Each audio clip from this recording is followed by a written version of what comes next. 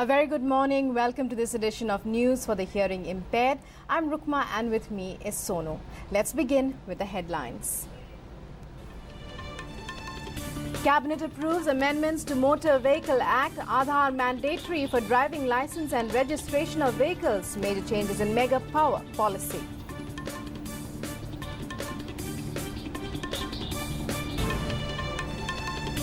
Prime Minister Narendra Modi to address IT and management professionals this evening at the start of Smart India Hackathon. Over 10,000 IT and management professionals to exchange ideas on IT solutions in the mega event.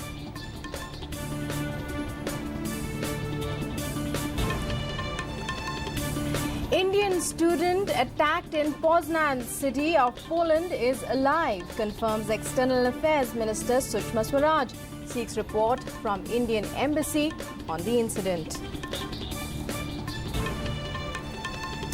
Oil companies announce major cut in fuel prices. Petrol prices reduced by 3.77 rupees per litre, while diesel prices slashed by 2.91 rupees per litre.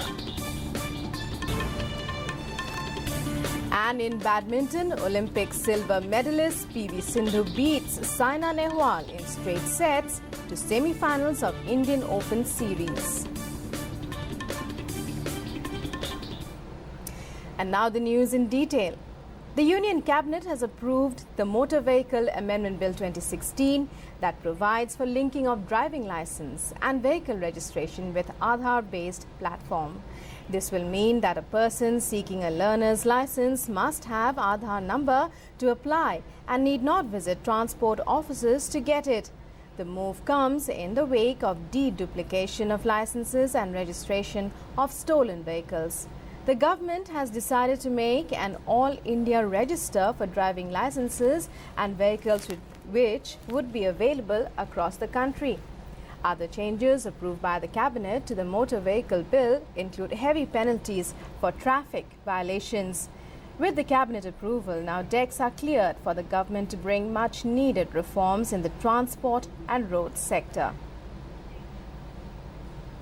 The Cabinet Committee on Economic Affairs has approved amendments in the mega power policy to push 31 gigawatt stranded projects entailing an investment of rupees 1.5 lakh crores. The initiative is mainly aimed at bringing down power tariff for making electricity more affordable and achieving the ambitious goal of 24/7 power for all.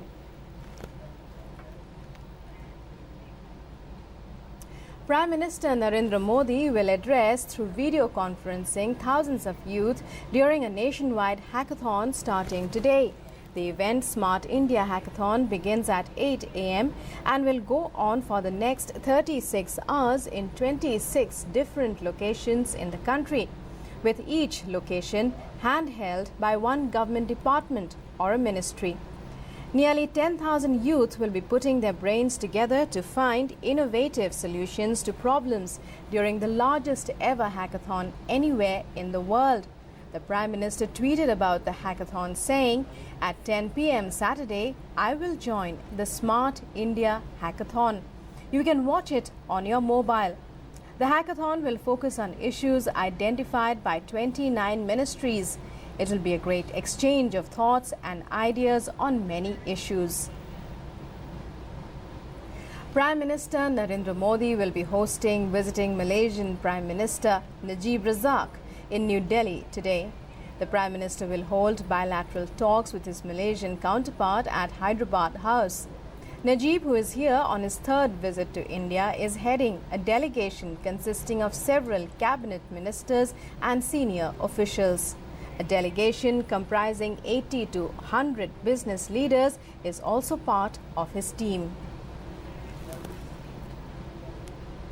The centre has slammed Pakistan for disrupting peace and inciting violence in India.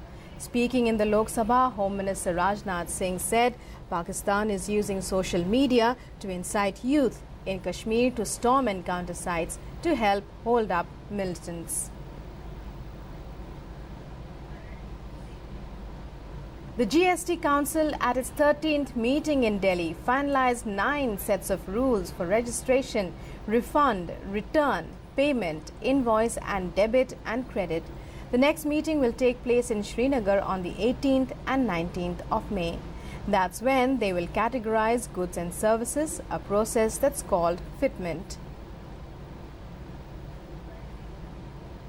Speaking exclusively to DD News, Revenue Secretary Hasmukh Adhia said that GST will directly benefit the common man as there will be only one tax regime and no one would be able to escape this tax system.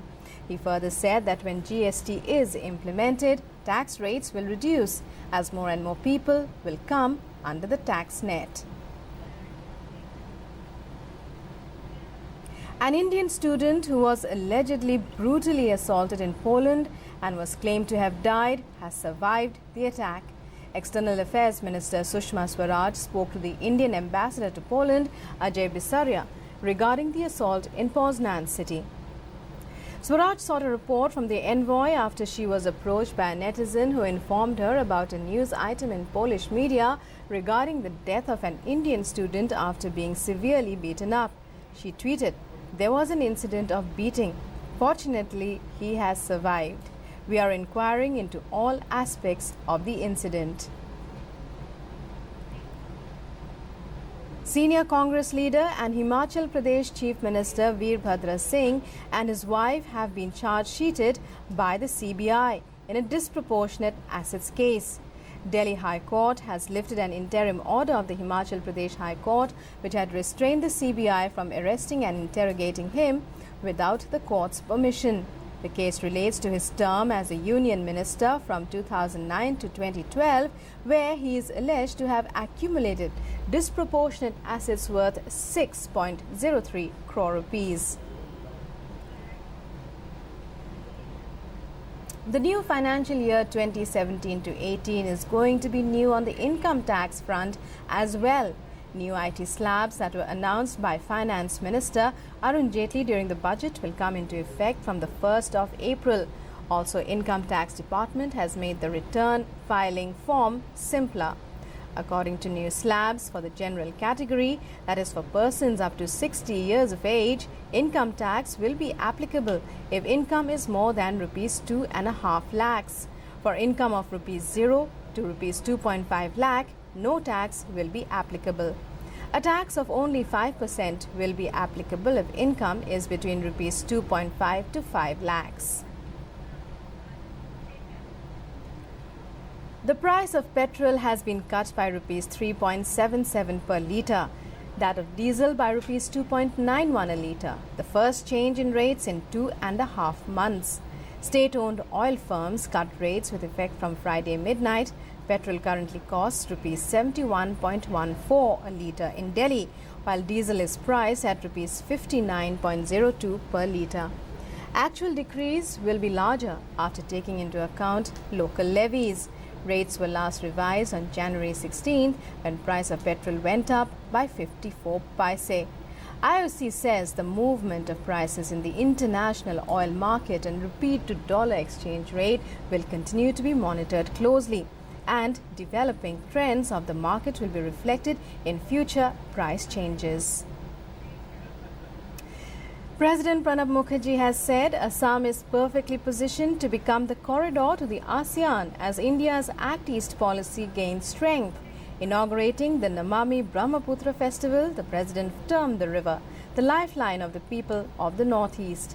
Namami Brahmaputra is India's largest river festival across 21 districts of Assam and is showcasing trade, tourism and cultural possibilities along the Brahmaputra river.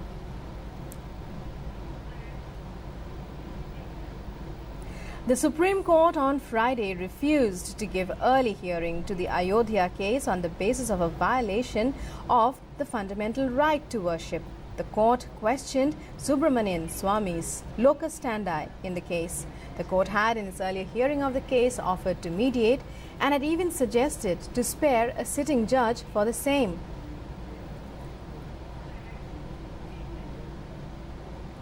Embattled Calcutta High Court Judge Justice C.S. Karnan on Friday appeared in the Supreme Court in the contempt case against him, a first in Indian judicial history, and sought restoration of his powers as a condition for his reappearance, but the plea was rejected. A defiant Justice Karnan told the court he would not appear before it again, even if he was arrested and put in jail.